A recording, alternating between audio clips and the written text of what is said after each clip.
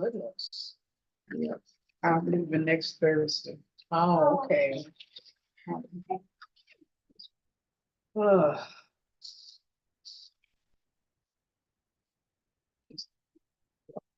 He's going to himself. I was gonna ride train. Mr. McGill. Feels that I'm right. Ah. So how are you doing there? He insists. Buying a ticket offline. Yeah. It wasn't a little bit difference in the flight and the train. Oh.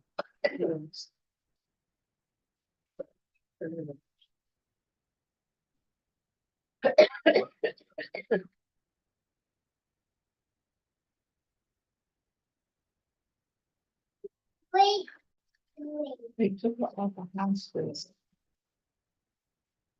She was 2 weeks today. And she passed away, she said. I mean, they took her off of life support. Oh, They okay. took off life support. Yeah.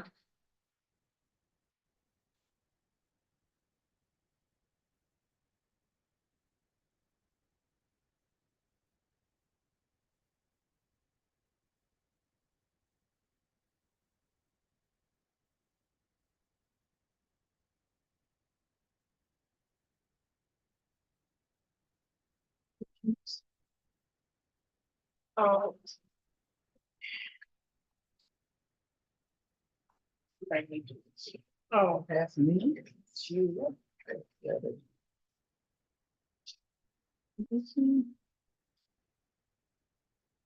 She sprang up. She took me. thank you so much. You got yours, right? You got yours? Okay. Yeah. And that's it. Can I have your number, please? Yeah. Okay, we'll read it, or I can just give it to you. You open your phone? Yeah. Yeah, I like yours too. Yeah, I thought I had it from when we was, having the meetings, Yeah. but I don't. Oh, But okay. I probably won't be here. You can do it. Oh, okay. It's a lot. Not this Monday, but next Monday. Oh, okay. Hey. Just according to how I get back and down there. Oh,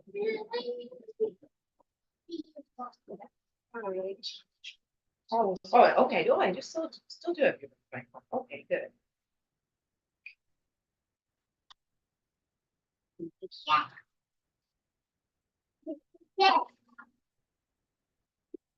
I don't know if you want me to put like, maybe like put where I know people from. I don't know if any of you might put resurrection or food pantry or anything. Yeah, if you want to put RLC, you can. Oh, okay. Yeah. As long as I do that. I mean, I know who people are, but I'm like, Right, yeah, once in that's a what while. I've been. Or if I doing have lately. repeat names. Right, like- yeah, I've been doing lately because I was like, first I wasn't doing it, then lately I've been doing that.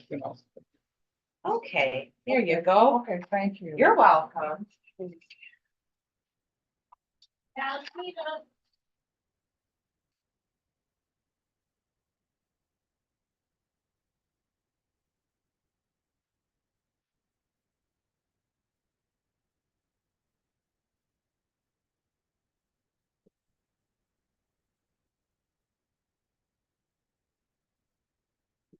Oh, Miss Valentina.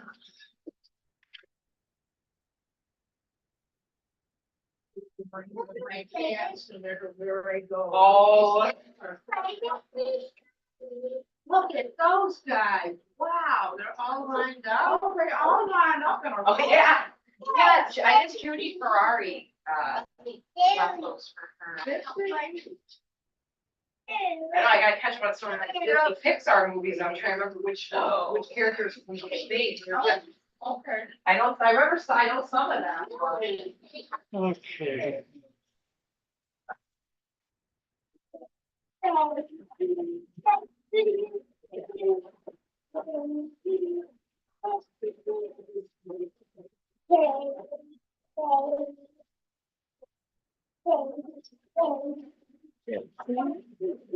Wow.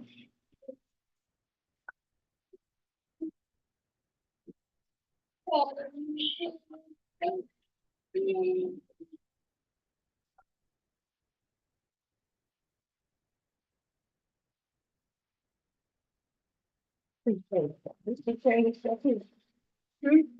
that's Sue's stuff. Go right there, okay.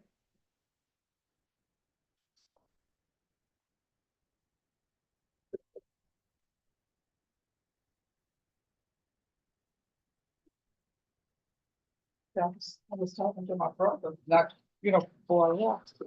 And my grandson wanna know, is he gonna pick me up at the airport? I wanna know, like, have details. And here, an hour and a half from where he worked at, from the airport. It is just so inconvenient, get that little town where I live at. It is not one of them, this, where I'm going is 83 miles from home. The next town is 68 miles from home, but it costs more to go there than it does. Really? Yeah, and then the next one is 90 miles. What large town in Alabama? The largest one in Alabama, Mobile.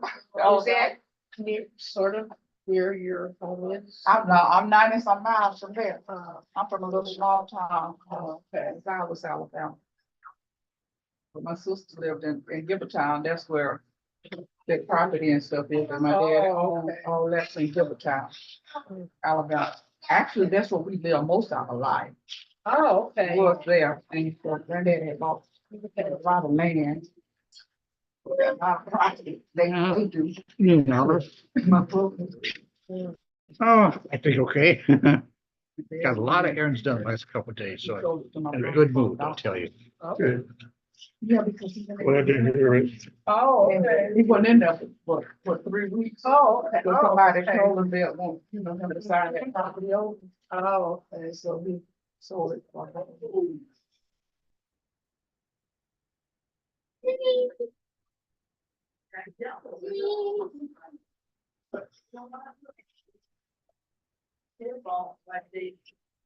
Who's leaving? Let's see who else went on.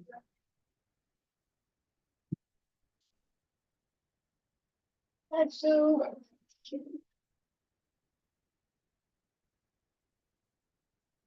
Good to see everyone. Yeah, good to see you.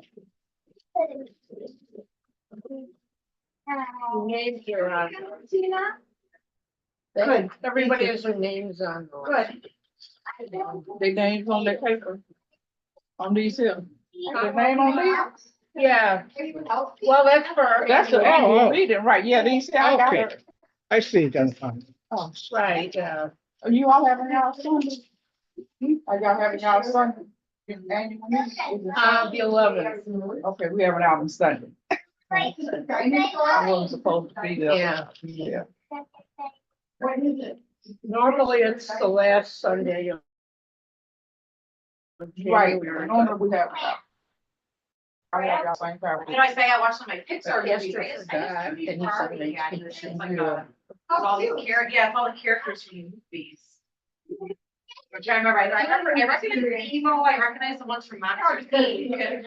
And I think she. Yeah, I'm trying to remember the movies, yeah, I remember like that's so, here's so, I think he's from Monsters. Inc. He's from Monsters. Well, then I have something. Yeah, because the Monsters movies are cute. Yeah. Yeah, they're cute. Yeah. And then How are you they're feeling, Monsters, Inc., Dan? and then they did like a prequel, like. How are you feeling? Better. I think when people- Just right there, okay. Hi, Let me sneak Or past you. hi, Jan. Hi, Lauren. Hi. What are you doing? Looking for attention? Yeah. Yeah, that's what I thought. That's next week. Didn't I tell you stay out of trouble? Laura, next you. Oh, thank you. Oh, trouble. Yeah. Well, I just, it's gonna be easier for her, so that's, For that side, okay. okay.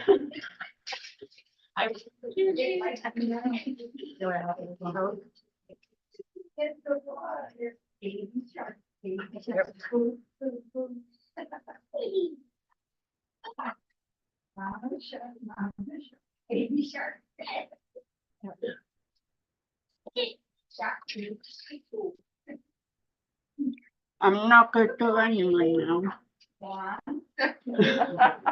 How long do you have to wear your sleeve? That's good enough. Oh, at the back next week oh, okay. for an X-ray.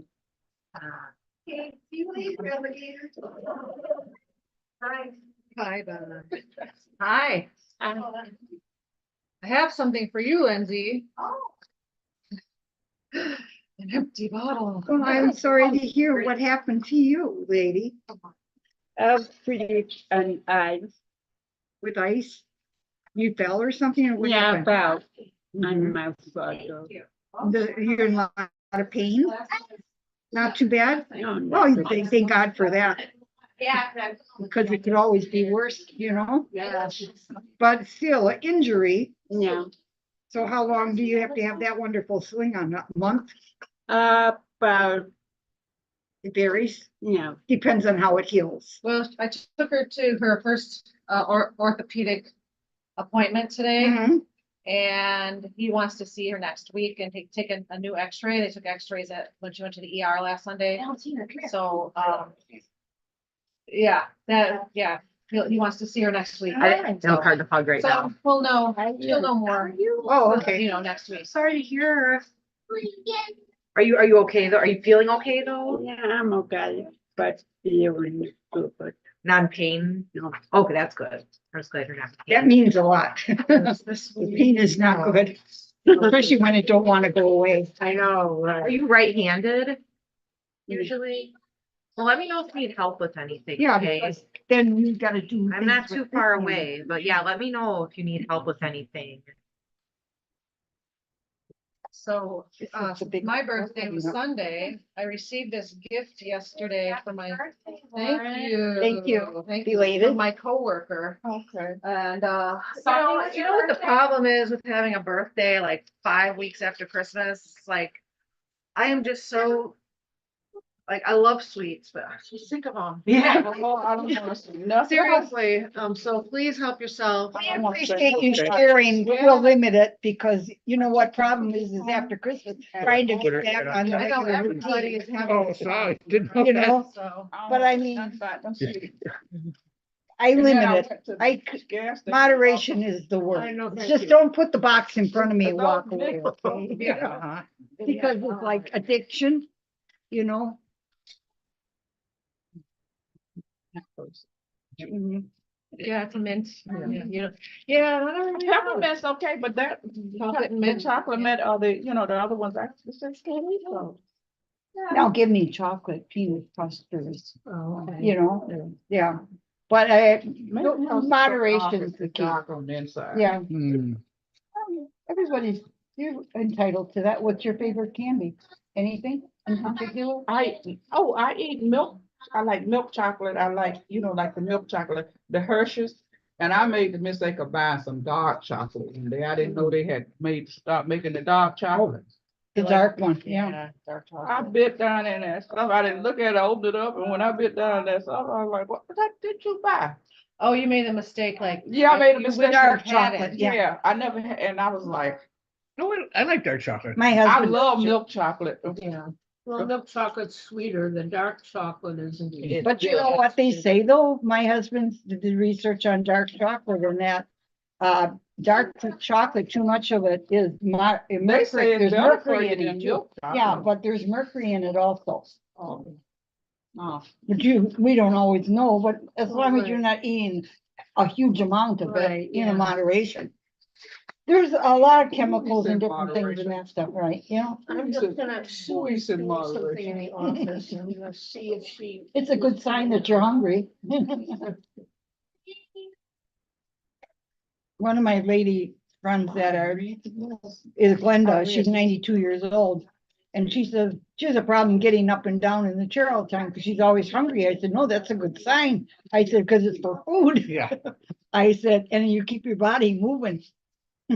But she says, you get tired from just moving up and down. I said, at least you're moving your body. That's very important.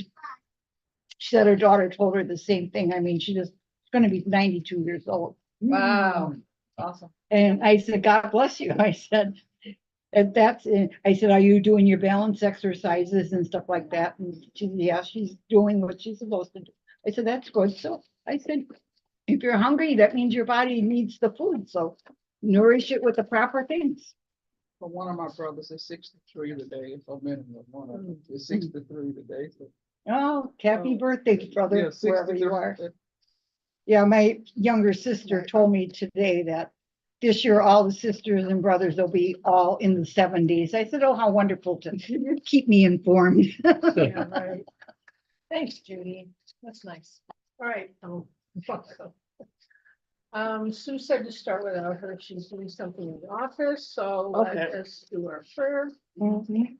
Dear God, we ask for your guidance and strength to help us serve others. Please remind us that every person we encounter is created in your image and deserves to be treated with love and respect.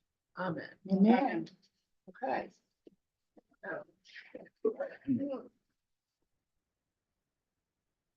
All right. An attitude of discipleship is serving. The focus question, how might God call you to serve this week? The word of life. He came and took her by the hand and lifted her up. Then the fever left her and she began to serve. All right, I will read Mark chapter 1, verses 29 to 30. Directly on leaving the meeting place, they came to Simon and Andrew's house, accompanied by James and John. Simon's mother-in-law was sick in bed, burning up with fever. They told Jesus. He went to her, took her hand, and raised her up. No sooner had the fever left than she was up fixing dinner for them. That evening, after the sun was down, they brought sick and evil afflicted people to him. The whole city lined up at his door. He cured their sick bodies and tormented spirits. Because the demons knew his true identity, he didn't let them say a word. While it was still night, way before dawn, he got up and went out to a secluded spot and prayed. Simon and those with him went looking for him. They found him and said, "Everybody's looking for you." Jesus said, "Let's go to the rest of the villages so I can preach there also. This is why I've come." He went to their meeting places all through Galilee, preaching and throwing out the demons. Oh, thank you. Right. Lindsay, did you read, you have? We shared this with The first three paragraphs of questions 1 and 2, please. Imagine being in bed with a fever. Imagine your son-in-law bringing home 4 guests into your home, but you are too sick to serve as their host. Imagine one of those guests being Jesus. Imagine. The story about Simon's mother-in-law is an easy one to imagine. Jesus heals her, then takes her by the hand and lifts her up. What a tender image. Even though she literally stood up, there is a sense of being lifted up emotionally, which comes with being healed. Mark describes this woman leaving her sick bed after her fever is gone and serving her guests. Simon's mother-in-law more than likely had an attitude of serving before her illness, but her gratitude at being healed overflows into her care for others. How do you imagine the conversation around their table? Describe a situation in your life where someone rose off a sick bed and began serving. I'm going to pass it on to Jenny. Oh. Thank you. My thought was today when I was reading it is like, okay, most of the time when you have guests coming to your house, you don't want them to come in and you're not able to, serve them, you want to be able, actually you want to be able to prepare before they get there, if they're coming, but if not, you want to be able to, get right on up and okay, I got this, I got that, and, I don't have this, you got to explain what you don't have. And with her being sick and they bring 4 guests and I'm thinking she's like, oh my God, this happened now at a time like this. But then once she was healed, I believe the conversation was like, wow, look at her now, and she was probably moving around like, trying to get everything together. And number 2, only somebody that I can really think of that in a situation, if they sick or something, is mothers. I thought about that, and mothers will get up and they look like they're on their last one and try to do for their kids. And that's the only somebody I could think, of that, I could describe as someone that would, begin to serve and being sick with mothers. I'll pass it on to you, Sue. I agree with what you said too, Jettie. How do you imagine the conversation around the table? It's just amazing that this woman actually, it's like a miracle that she's actually serving us and we knew she was sick and that she is healed. And describe a situation in your own life where someone rose off a sick bed while began serving. Well, a lot of times, sometimes I have a migraine headache or whatever. I don't really want to be bothered or whatever else, but guess what? If there's company at my door or someone where we'll try to fake it and get through and do what I have to do to make it right. Because, because but yet if I'm that sick, and I still have company, it's like a surprise. Okay. Oh, I have sometimes guests from out of town that come to, nieces forgot to call me. Oh yeah, they should call me first. I said, well, all I only have is a chocolate cake here to serve you. And they said, that's okay. We love you, chocolate cake auntie. We're just glad. They didn't realize they were only 10 minutes away from my house, that they could have come and stayed longer. But we'll do whatever is necessary. But what Jettie said also, a mother will do that for her children. If a child is sick and then you still got to take care of yourself and that stuff, you're going to take care of your child and do what you have to do to work around it. So I'll pass it on to you, Jan. This is question 1 and 2. I agree with you. Thank Thank you. I recall this particular study, which we would have done like 3 years ago. This is your A, year B, and year C. And I recall this study because I always had a problem with this reading. It's like the woman is sick in bed, and I always assumed like she had a cold or something, with a fever. And it's like we gotta heal this woman because she's gotta serve us, get up and serve. Yeah. And it's like that too. I was like, and I know, it's like, if someone's sick in bed like that, like have them rest, Debbie, right? yeah. And I remember I did a little research on like what would it mean to have a fever in biblical times, or in, I don't know how I Googled it, but like in Roman times or whatever.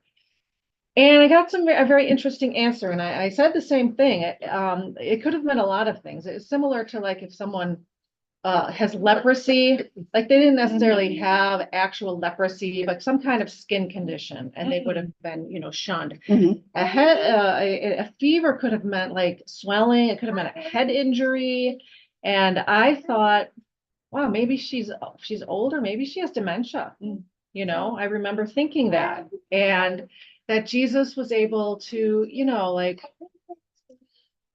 I don't know, get her out of, maybe just, well, anyway. I have, at Christmas time, there was a commercial for Chevrolet. And when I saw this commercial, first of all, it made me cry. Second of all, I thought of this actual reading. And now here it is. And I hope you will indulge me. I have the full commercial. I hope you will be okay with seeing this. It's about 5 minutes long, but I promise you the rest of my answers are very short. So I'm going to show this to you. If anybody's watching, they're not going to be able to see it. Chocolate.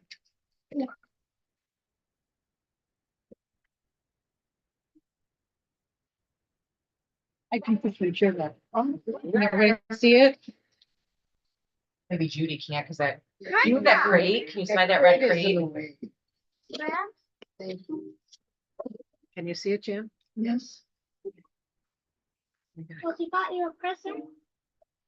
So you can see this is I've seen this. did you cry? Because I was bawling. I was literally bawling. The love is always there. More bad days than good. Some days when she doesn't even recognize me. I'm so sorry, Daddy.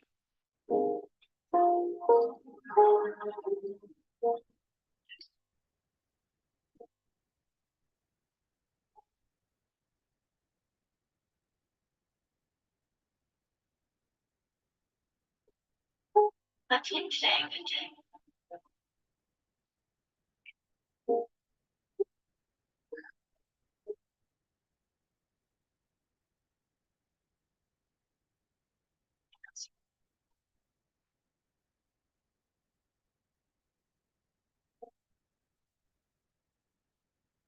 Eight days, Tracy. Yes, Mom. And don't be too long.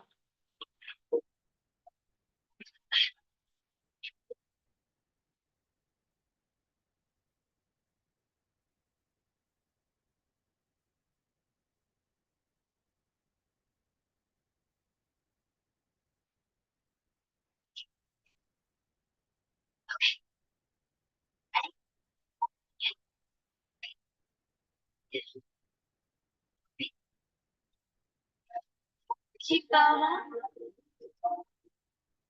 look at you.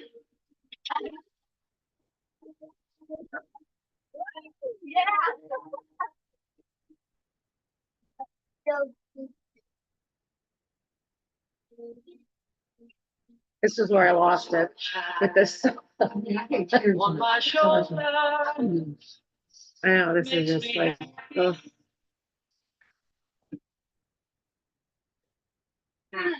Some good lights this year, right? I wonder if it'll snow. Never seems to snow as much as it used to.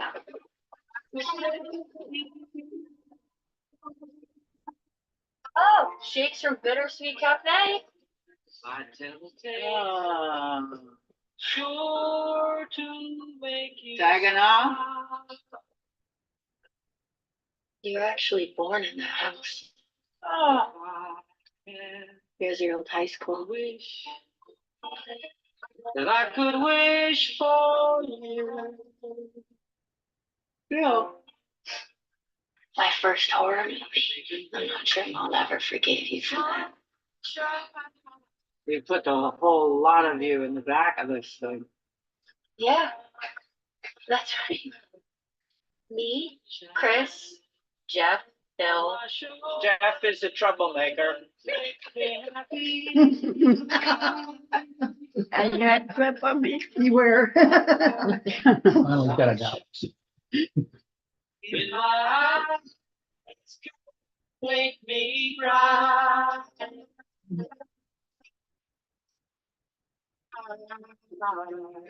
Sunshine. Perhaps says this is where he first kissed you. No, What's so lovely? I kissed him. He was far too shy. Almost. Bill, I need to see Bill.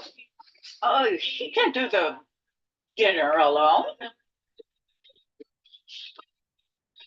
Sunshine. Almost all the time makes me high.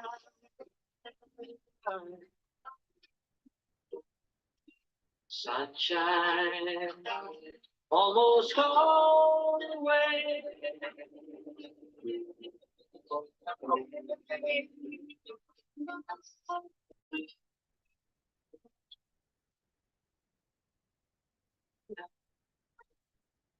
Oh, no, you're right. Good to be together. Watch your step. You got it? Yeah, all right. I have it. You've always been the clever one. Ah, Very good. Let's go in. The day that I could give you.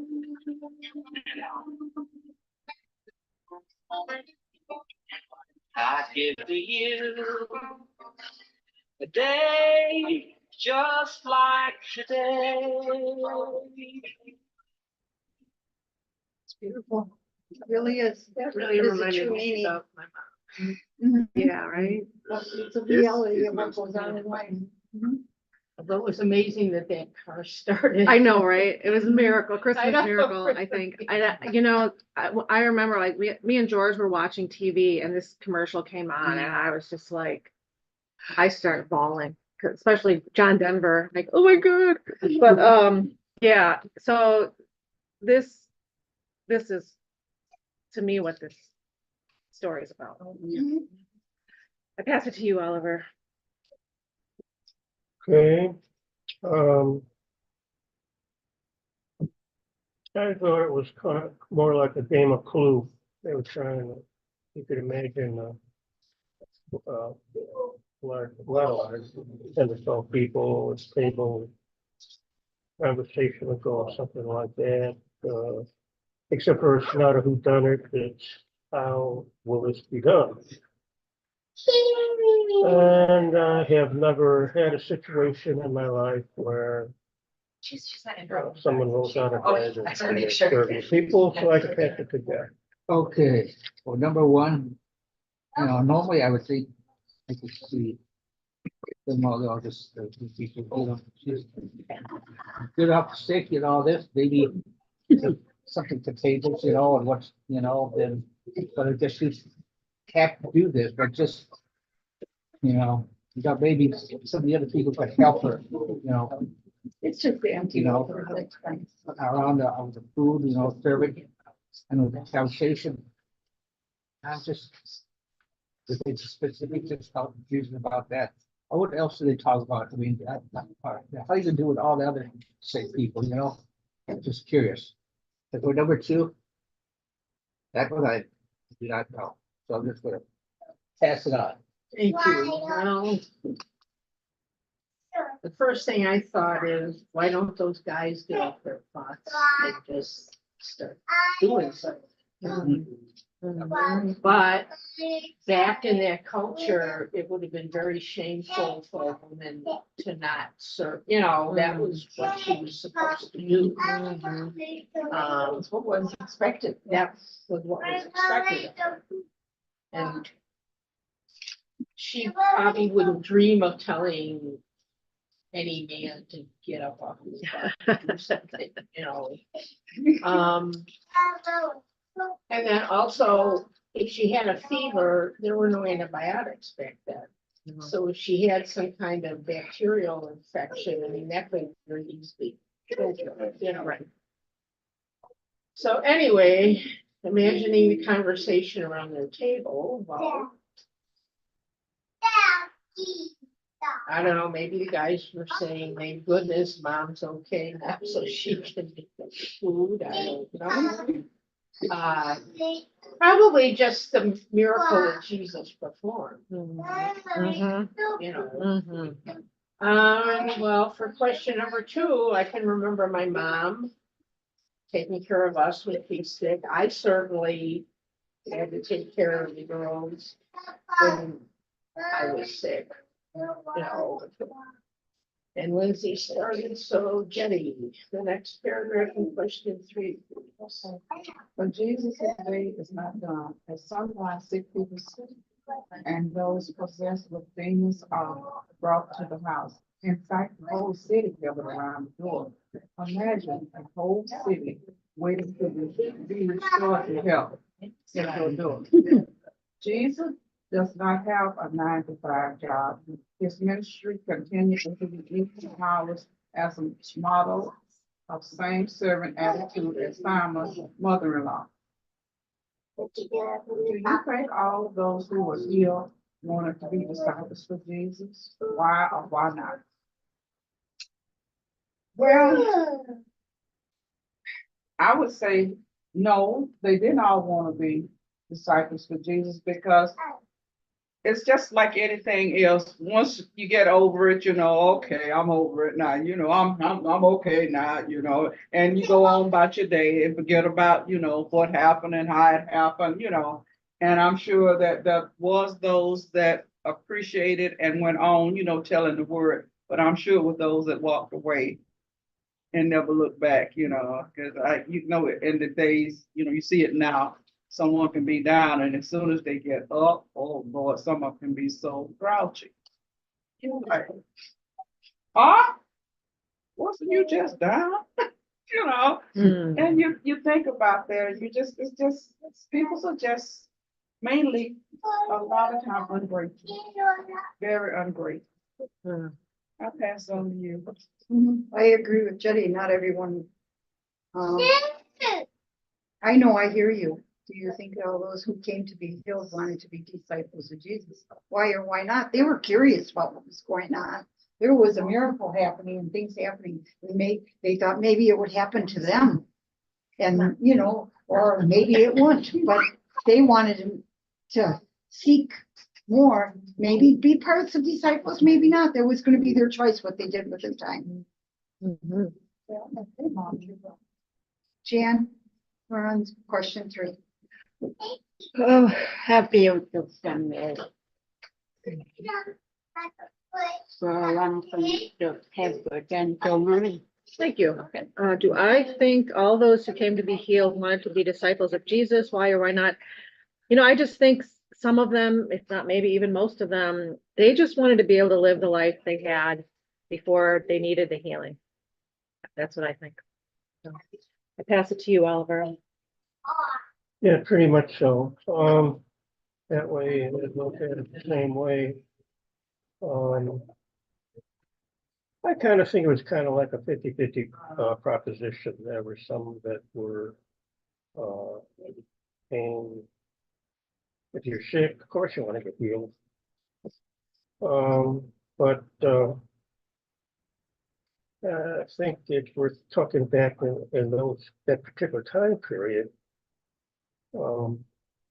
It was the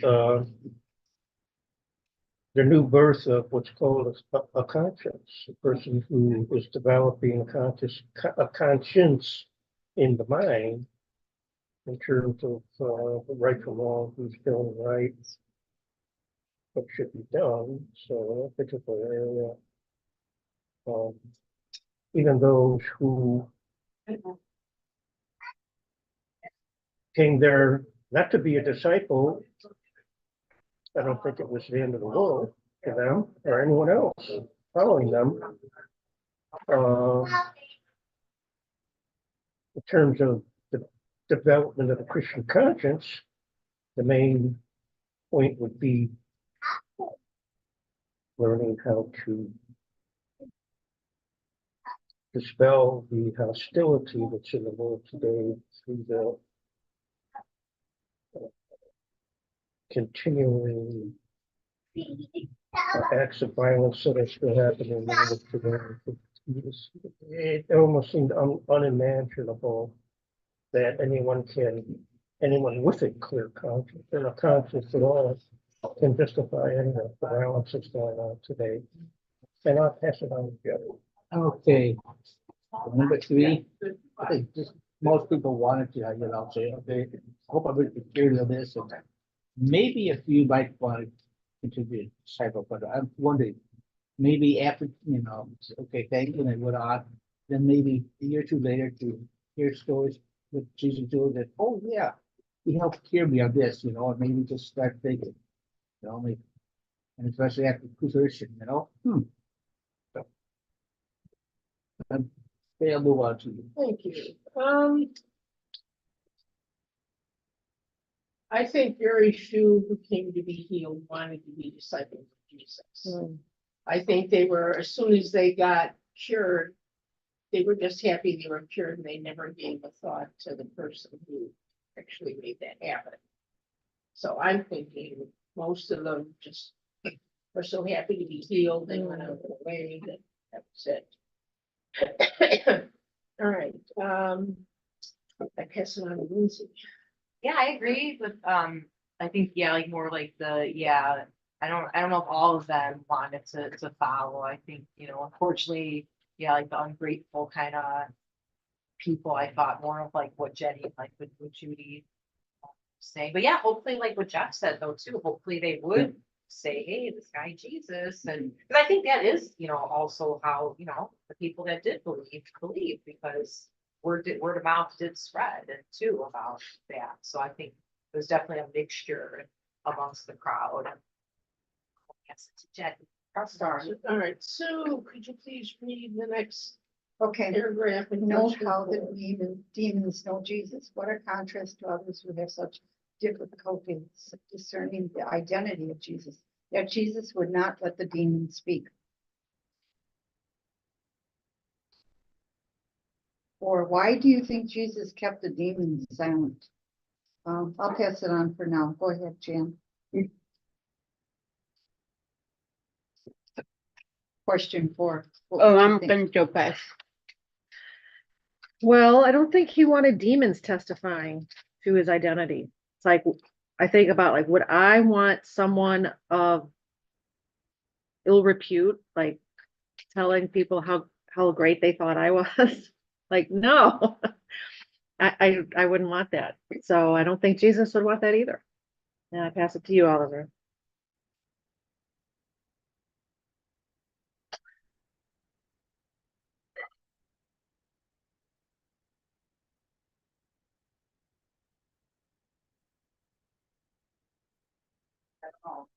He wanted to keep the demon silent because he was healing people. I'll pass it on to you, Jeff. Mhm. This is really one of those deep questions that, that you need, what's a theologist talk with or something. I mean, I just, oh, why you want them quiet, maybe doesn't want to disrupt everything going on, everything like that. Like it's a very deep one. You need the several measures get together and start talk about this. But I'm gonna pass it on to you. Okay, I do agree with Lauren. I don't think Jesus would want a testimony from the demons. However, I don't think he wanted everyone to know he was the Messiah, and the demons did know he was the Messiah. And I don't think at that point, he didn't want everybody to know that he was the Messiah. So I pass it on to Lucy. I'm learning a lot from his insight, so I don't have anything to add. I'm gonna pass it on to Jackie. I was trying to look it up, but I don't know, I was thinking, okay, he kept them silent because, they were demons, and I don't think they was like, would say anything good because he done freed the demons from, someone. So, and he wouldn't want them testifying of what they had did or why they was in them, because, some of them people that have demons, they, are bad demons. And they probably were doing some, real bad things. And that's probably he wanted them to be silent to keep them from, because they probably wanted to go, get in somebody else, Because how you such like the devil, just say the devil, he said he go to and fro, trying to divide. So I just feel like the demons. Right. Like if I could add to that, like if a demon said, hey, this is Jesus Christ, the Holy Son of God, and then people started listening to the demon, and then the demon be like, oh, they're listening to me, so now I'm going to take them down my dark path. Do you know what I mean? That's why it's like, yeah, he doesn't want them. Right. He doesn't want people listening to demons. Right. even if they're Listen to them. even if they know who he is. Like, no, because that's it's like kind of a conflict of interest to me. Right. Yeah. So What I got to say. so yeah. I agree. Okay. Jesus didn't do it for the recognition. He did it for the healing part. Jan, you don't want to redo? No, No. no way. My turn. Okay. There is a consistency between the teaching of Jesus and his living. He does not merely speak of servanthood in his teaching, but exemplifies the life of a servant. How would you define a serving attitude? Well, it's right up there. Let us not love with words or speech, but with actions and in truth. Actions and truth. And then share with the Lord's people and practice hospitality. And how I would define a serving attitude is actually doing the things that you know is the right thing to do. It's easy to read a self-help book or the Bible or any kind of thing that tries to tell you, like how to live your life. Which the Bible is a lot more than that, but seeing, what's in the Bible, it's like, oh yeah, Jesus did such great things. I agree with everything he did. And then you go and, don't do those things. You gotta, if you're gonna talk the talk, you better walk the walk. And I pass it to you, Oliver. Well, they have to obey a certain command, a certain challenge. And the longer, if bad habits produce more bad habits, then turn the tail and think about the good habits, developing even better habits. So this sort of an attitude with experience will enable one to be better differentiate what commands, what thoughts, what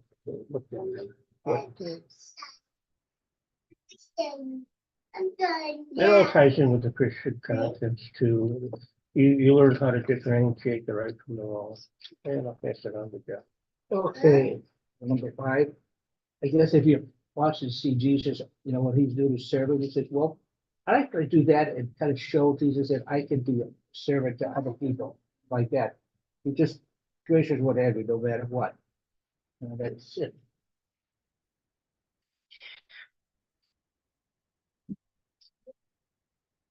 Well, it's not enough to talk the talk, you have to walk the walk.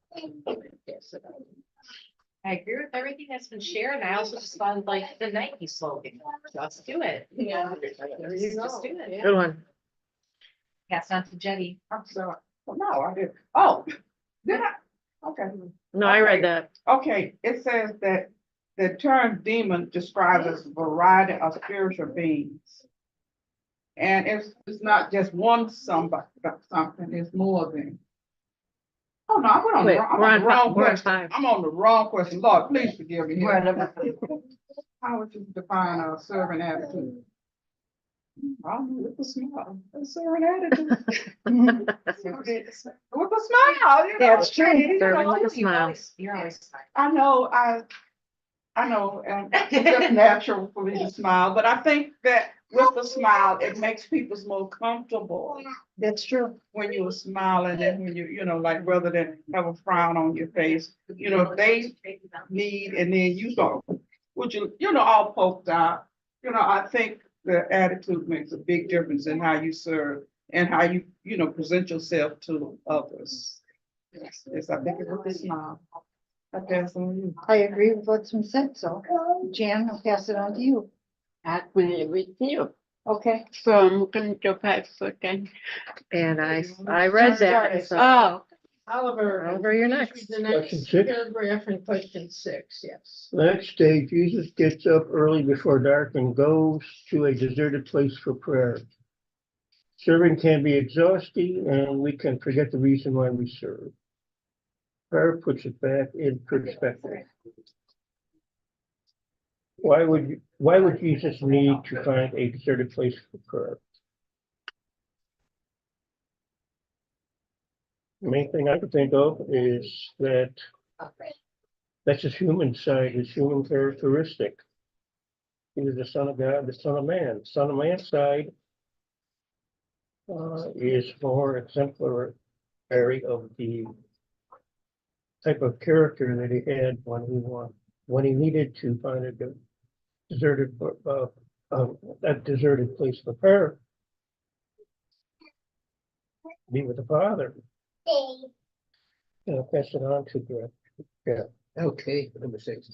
I think he just needed a place always else he could think and talk with God. He didn't want any distraction, anything like that.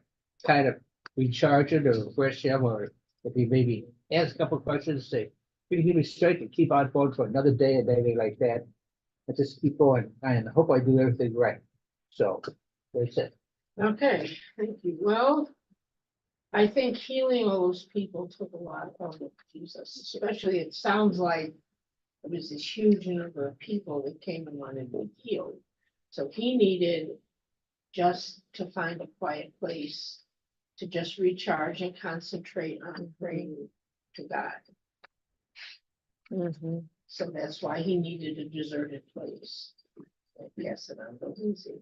I agree with everything that's been shared. I really like how like Oliver and Jeff brought up, you know, there's like the Son of God and Son of Man, you know, because yeah, I think there was that side of Jesus that you know, he still was human and he, you know, he did pray a lot. And, yeah, I think like what Judy said too, you know, he just was tired and just sapped all of his energy, because that obviously takes a lot of his energy to heal.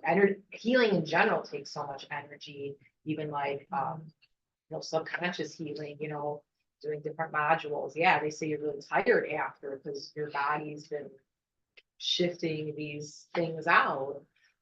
So, you know, that's what like Jesus was doing. So yeah, it had to be very tiring. So I think, yeah, he just, that human side of him just needed that rest. And yeah, he was always, you know, checking in with God and getting that reassurance too.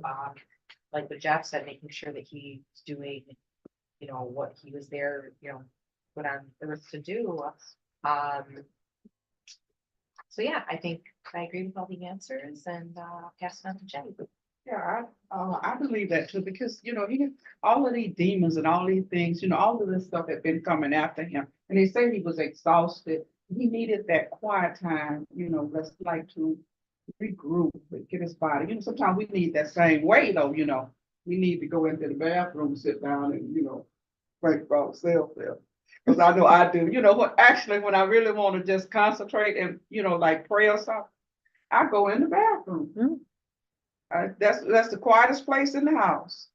There's nothing going to disturb you in the bathroom. So just get away and you know, just concentrate on what you're praying about. And I think Jesus' body was just torn down from all those demons and all those different attitudes and things. Like everybody else said, he needed that. Okay. Okay, I agree with what's been said, and Jan, pass it on to you. Me too. Yeah. Why would Jesus need to find a deserted place to reflect and recharge, like you said? To reflect on the events, you know, to think about the things he did, also to further listen to God for instruction or messages. You know, there's a verse of a psalm, "Be still and know that I am God." So that's a command from God to be still sometimes. Can't always be working, you know, you gotta recharge yourself. And I pass it to you, Oliver. Oliver Oliver started.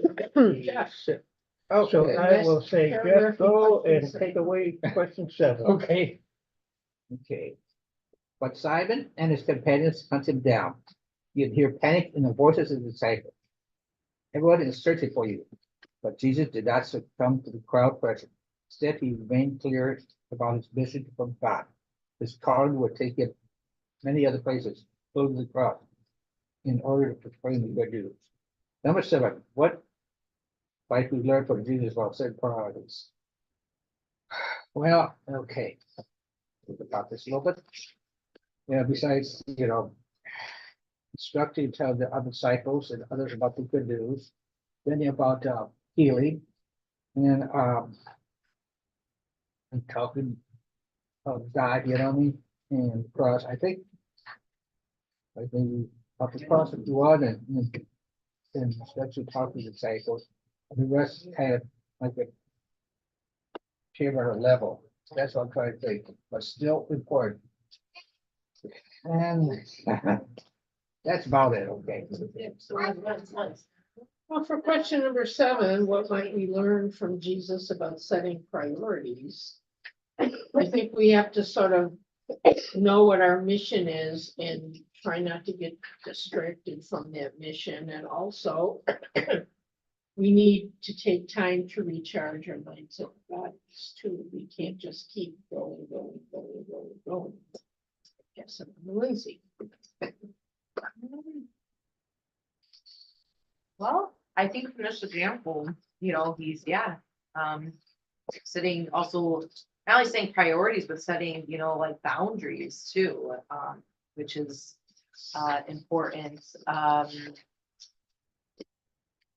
And yeah, that it's okay to do that. You know, I think we all get caught into that. Like we always have to say yes. We always have to just do what we're told. And yeah, just having that healthy assertiveness to say, you know, no, this is what's going on, and this is what I'm really doing. That's all I have to say at the moment. I'm gonna pass it on to Jetty. I might have more later. But Oh my goodness. We might learn about instead of our priorities. Put them into perspective, putting things into perspective, and we need to, like, I know I did, I had to like reorganize my whole life, I had to change from the tower to something else, and it was like a big move there for me. And I'm happy, and I have that precious time now to spend in the word. I have, like I can put everything into perspective. It was so much going on, around me, and so many things was attracting me. I didn't have that, perspective or the priority that I needed at that time, at the time. So just to set boundaries, like she said, you gotta be able to set the boundaries. You got to know, as Kenny Rogers said, you got to know when to go in the fold, With all of it, how with to it. count your cards. Mm-hmm. While you sitting at the table, you got to do this, Mhm. right?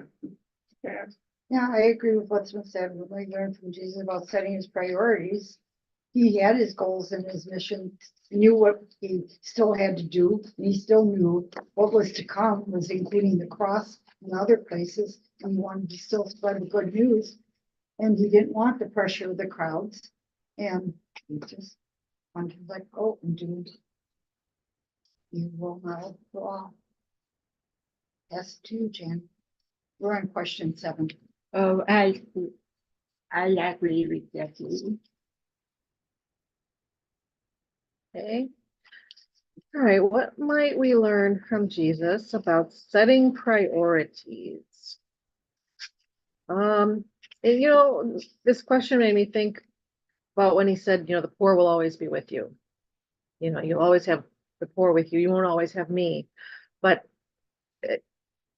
there will also there will also always be people in need of healing. Always. There's no, there's plenty of people that are in need, whether it's wealth or mental health, physical health, whatever. So so you've got to take care of yourself so that you can help who you can. We can't. It's like so many things are beyond our control. So, especially out in the world, like far, far away places where we all know there are very horrible things happening. And of course, I personally feel horrible about those things, but I can't do anything really about them. But there are things I can do here, but I do need to take care of myself, because if I'm depleted, can't do a thing. So Oliver? Well, one way to look at it is, what's the point of setting a priority if there's not a solution? That's one side, one face of the coin, which is good. But not every experience in life virtually requires a solution to a problem. A lot of life experiences revolve around what I call the free spirit. Actually experienced one in the Monday during the food pantry. It was 3 hours where we were serving the people. There was a woman that walked into the one of our guests, and kind of reminded me. She kind of reminded me uh,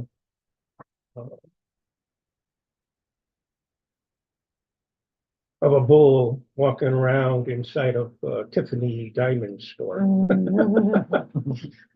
She kind of like, I was kind of looking at her. Darlene was trying to give her directions. No, you go this way, you don't go that way. And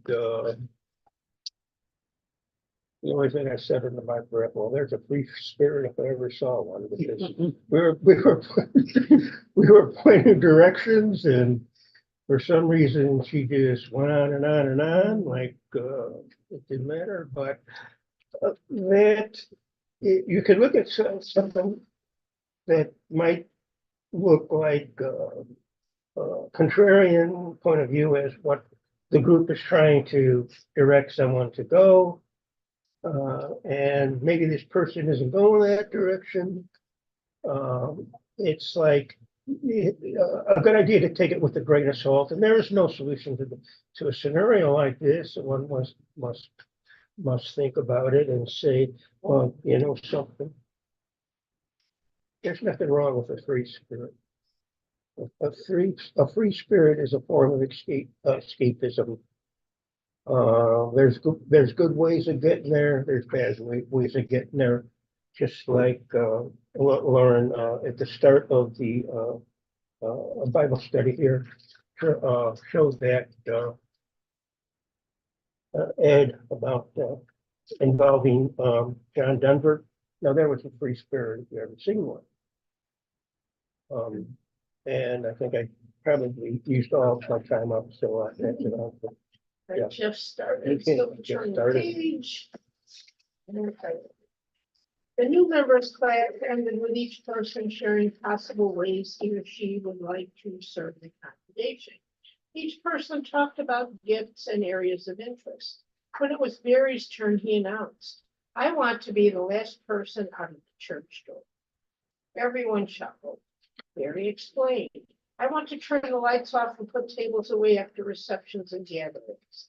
Honestly, I will make sure the last dish gets washed, dried, and put away. I will even take out the trash. Sure, I can read lessons at worship, I can teach, but what I really want is to serve by being the last person out the door when the job is done." Question 1, what did Barry mean when he said he wanted to be the last person out the door? 2, have you ever found yourself in that role? If so, describe how you felt about it. 3, what brings you joy in serving? Well, I think for question number 1, it almost sounds like he meant he almost wants to do everything. You know, he wants to like stay at church all, you know,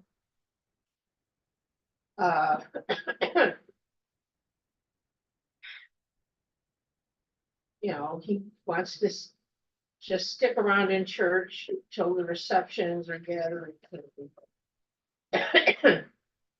And I don't think he really realizes what they're really, you know, until he does it. And then I think he will realize that he's sort of fighting on. Have you ever found yourself in that role? All right, I myself am. What brings you joy in serving? I think just knowing I'm helping somebody or just seeing the joy that the people that are being helped feel. Yes, so oh yeah, go on. Honestly, this guy, I don't know, it reminds me a lot of myself, because I feel like, what he kind of means is like, maybe he doesn't entirely know how exactly he wants to serve, or maybe he's trying to still figure out what his gifts and talents are that he truly has for the congregation. So I think I feel like I'm kind of like that. I kind of just try to plug myself in wherever, you know, I kind of walk in and I'm like, hey, you know, can I grab something? I just kind of jump in on whatever's going on just because, and I see that in some other people here too. So, and yeah, I don't know. I find I usually am one of the last people out because I try to just, yeah, see what I can do and what can be done. And I guess tying up the loose ends, I think he's kind of one of those people. He likes to just, you know, tie up all the loose ends. And I think there's always kind of that contrast. You get the people that just run out the door right away, and then you kind of have the lingers. And I notice that about myself, like when I go to parties or shower or, you know, anything, it's like I'm always kind of that person that just kind of like, I'm like, hey, can I help clean up? Can I help put things away? And I don't know, I hate this. I just feel like that's just, kind of how I am. I don't know. It's just what I do. And I can't, I don't know if it's a good thing or a bad thing. It's just what I do. And what brings me joy, I guess, just knowing that I'm doing something valuable and useful that's contributing to the bigger cause or helping, just having that purpose. I don't like to, stand around. I try to just make myself useful. So I think that's what gives me joy. It gives me a purpose. And just makes you think of other people because I do still find myself, I think I sometimes do get still too caught up in my own head and just different things. And I think serving is the one way it gets me out of that. I think about other people. I think okay, it's a bigger picture here. I'll pass that to Jetty. Okay, I'm a bear. But I found it's not, if I leave early from, the church, and I come back and I leave them, to clean the kitchen up, that looked like a hurricane hit. And them old Germans, I'm gonna tell you, they would have a heart attack if they saw that, and then they would be like, why do you let them in there? They would come on, why do you let them in that kitchen? They think I own the kitchen at the church, right? So why do you let them use it? Every time I leave early and I come back, the kitchen look like a hurricane hit it. Everything just stacked up as high as you can see it. And I'm like, okay, y'all didn't clean the kitchen. Y'all just wash the dishes. And then, like that, I got to set the alarm most of the time at the church, and so I do linger around a lot, and I'm like, like there to make sure every chair is in a spot, everything is just like properly did. I don't know. I've seen it not done, so I guess I'm buried.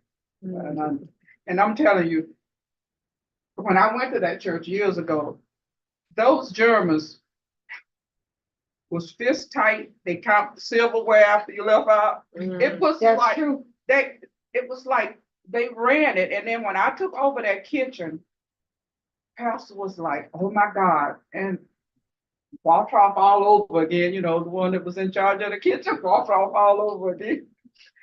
But the strangest thing about that was before she passed away, and she got sick, she told me, she said, when you buy for the church, she said, buy the big foil and saran wrap, don't buy the small one.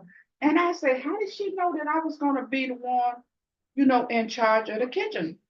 And I think about that so many times, and I think that's one of the reasons I linger so, because she was such a neat person. And after she passed away, her husband used to come look in the kitchen like this, you go.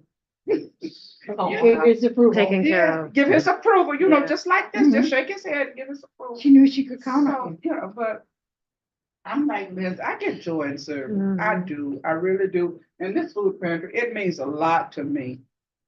And sometimes, like the lady Monday, she never did come by us.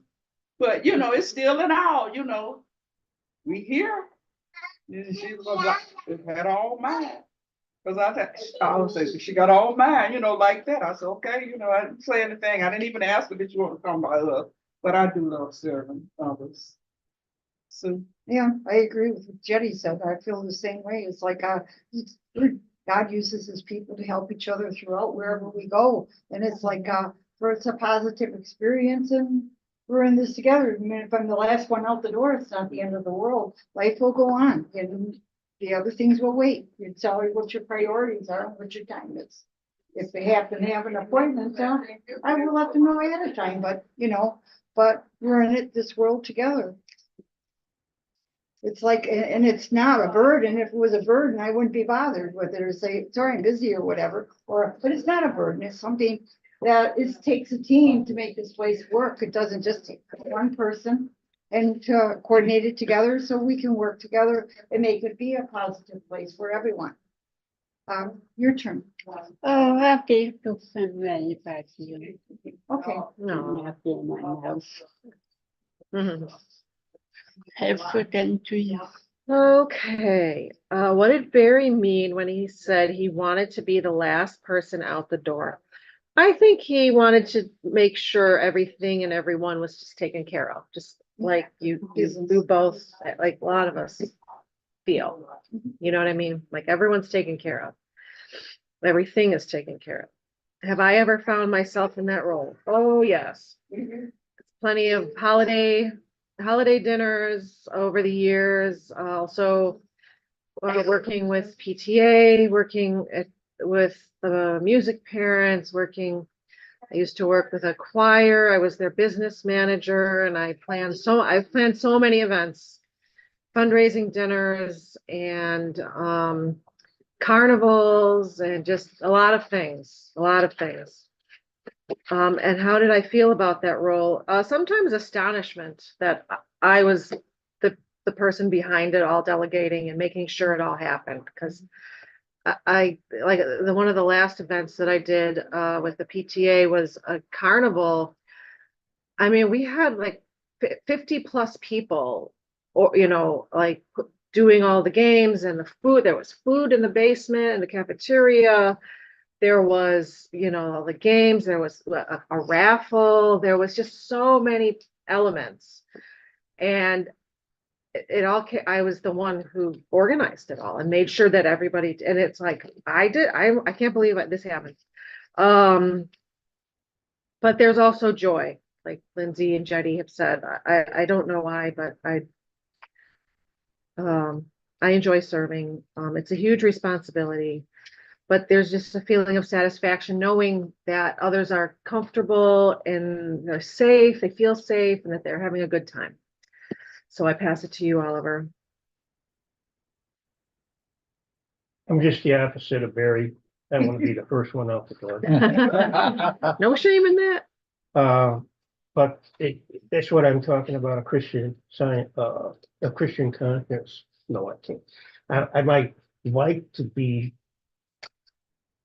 first person out the door, but when I can't be, and I go ahead and obey and become a more obedient person, it makes a better person for me and those around me.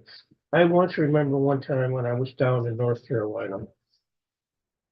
I was at a buffet restaurant, and there was some autistic children going into the restaurant.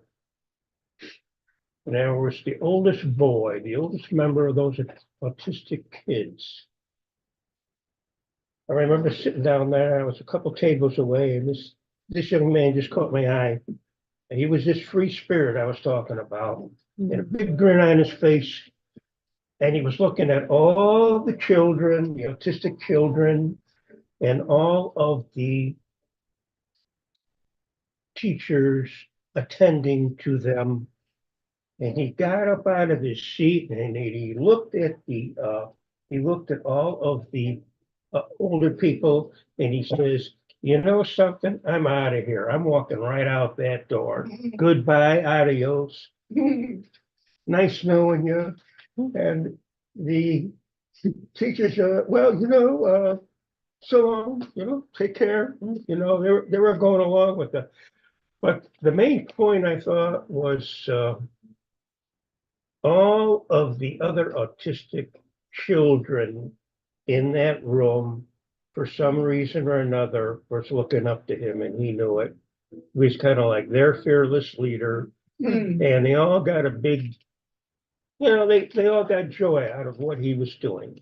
He was challenging the authority. He was not being challenged by the authority. And that's one of the nice things about wanting to be the first person out the door. Okay, have you ever found yourself in the role of being the last person out the door? No, never. What brings you joy in serving? I think I just described it. Something to do with a free spirit. A free spirit that is non-reckless, non-harmful. That's what I get.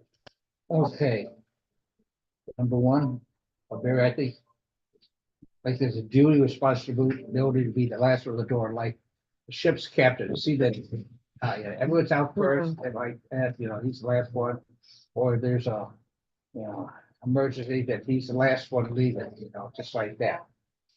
Okay, for number two, well, you know, I mean, I'll stick on and help out, you know, I don't mind that out whatsoever, you know, didn't bother me for that.